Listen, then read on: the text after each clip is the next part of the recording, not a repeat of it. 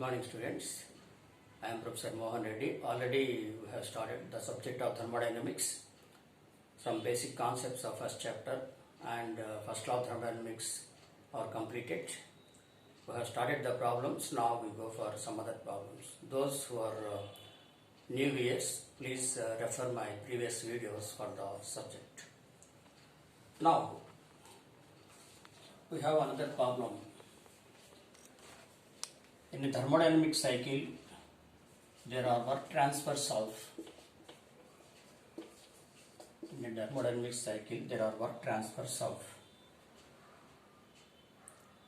30 kilojoules minus 20 kilojoules, 25 kilojoules,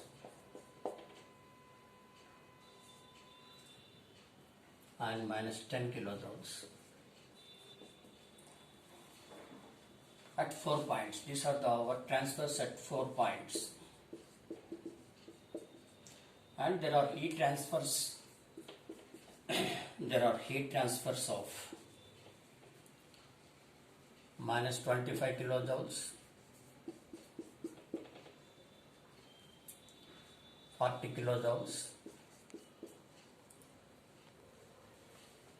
plus 20 kilojoules, and minus 10 kilojoules.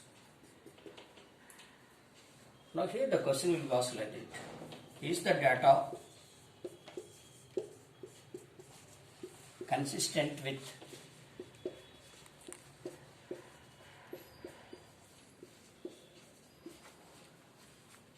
first law of thermodynamics?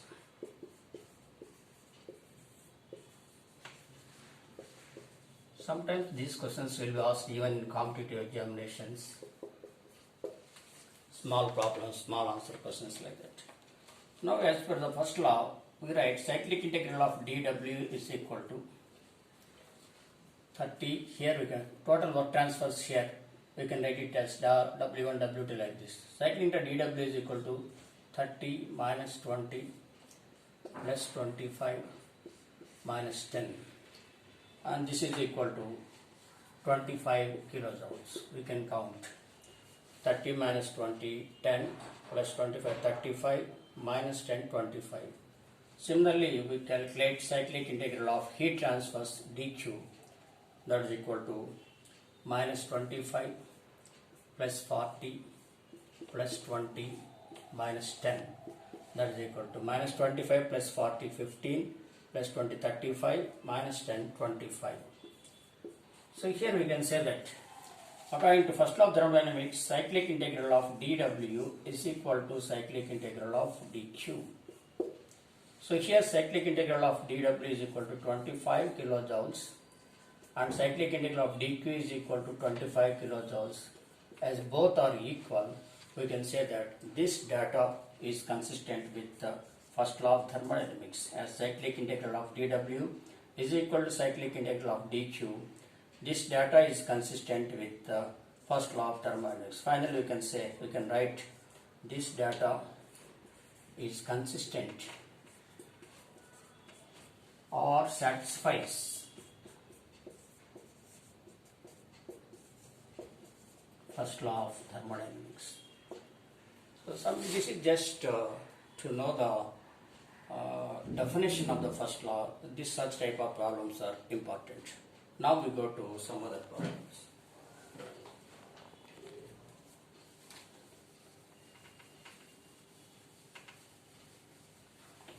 This in a non-flow system of piston gas cylinder,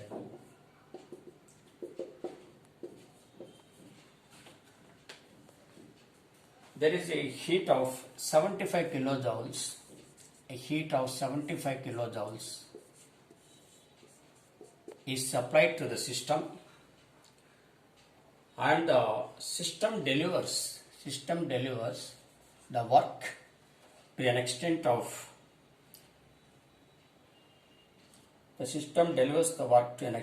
50 kilojoules.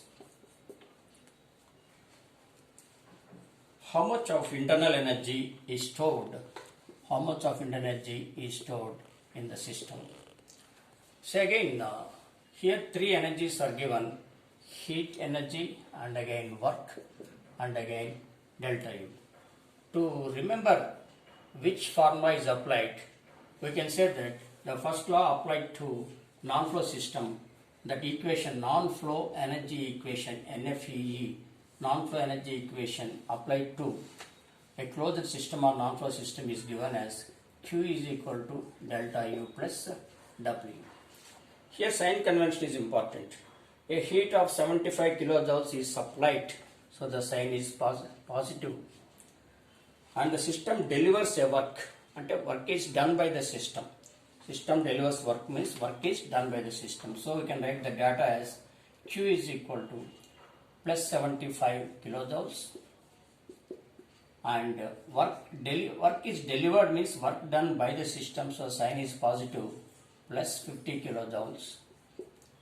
Then according to this formula, delta U is equal to change in energy is equal to Q minus W, that is equal to 75 minus 50, that is equal to 25 kilojoules of energy is stored in the molecules of the system, or 25 kilojoules is called as internal energy. Delta U is equal to 25 kilojoules. This is the answer.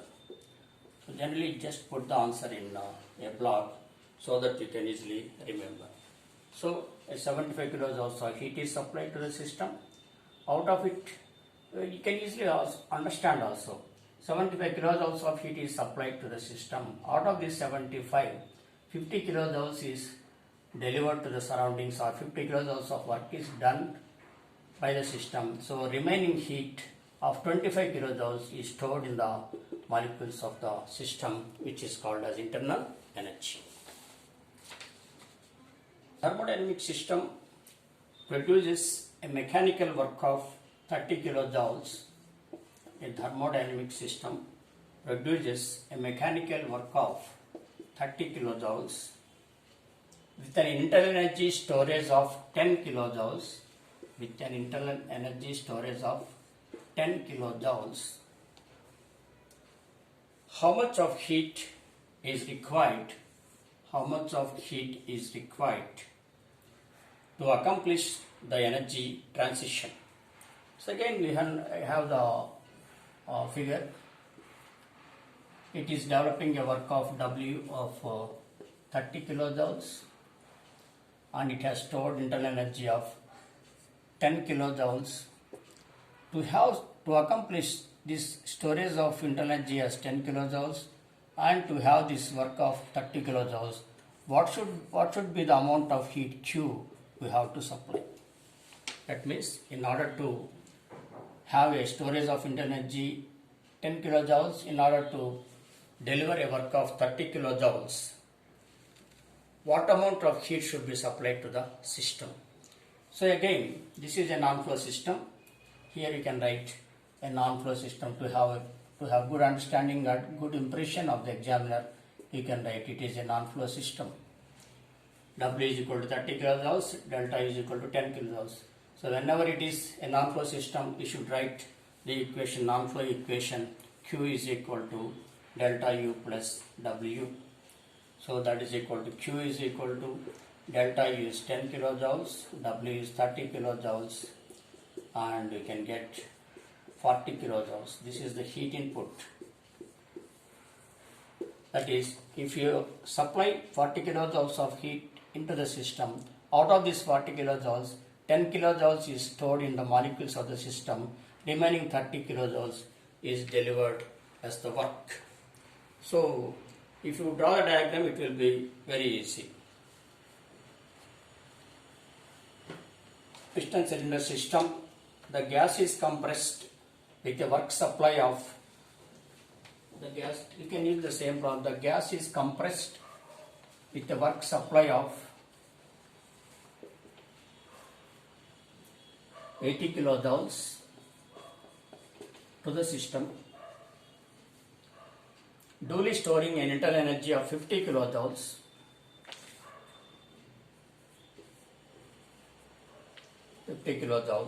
What is the magnitude and nature of heat transfer? I will repeat. In a gas piston cylinder system, the gas is compressed with a work supply of 80 kilojoules to the system, duly storing an internal energy of 50 kilojoules. Then what is the magnitude and nature of heat transfer? So here we can use the same figure. Say W is the work done on the system. Here it is given that the gas is compressed with the work supply. Here this gas is compressed. Piston is moving down. Piston is moving down and compressing the gas means we are doing some work on the piston, that is work done on the system. This is called as work done on the system. So it should be given the sign of minus. And there is an internal energy storage of 50 kilojoules. That energy storage means that is positive sign. Energy is stored, added, energy gained plus sign. So now again according to non-free energy equation, Q is equal to delta U plus W. We write delta U is equal to 50 kilojoules. Work done is minus work done on the system minus 80 kilojoules. So we get minus 30 kilojoules. What does it indicate? What minus indicates? That is, when you do a work of 80 kilojoules on a system, out of it 50 kilojoules is stored as internal energy in the molecules of the system, and remaining 30 kilojoules is rejected from the system. 30 kilojoules is rejected from the system. That heat rejection is given by the sign negative sign. Negative sign indicates heat lost from the system or heat rejected from the system. So we can say that magnitude of the heat transfer is 30 kilojoules, and we can say that 30 kilojoules of heat is rejected from the system. So 80 kilojoules if work is done on the system, so sign is negative. 50 kilojoules of energy is stored, so sign is positive, and by non-free energy equation Q is equal to delta U plus W. Change in net energy is 50 kilojoules, energy gain plus work is done on the system, sign is negative, and heat is minus 30 kilojoules. 30 kilojoules of heat is rejected from the system. Negative sign indicates heat rejection from the system. So you can again go through the video once again so that you can get clarification about this non-free energy equation and problems. In the next class, we'll go for a bigger problem so that you can understand the first law of thermodynamics. Thank you.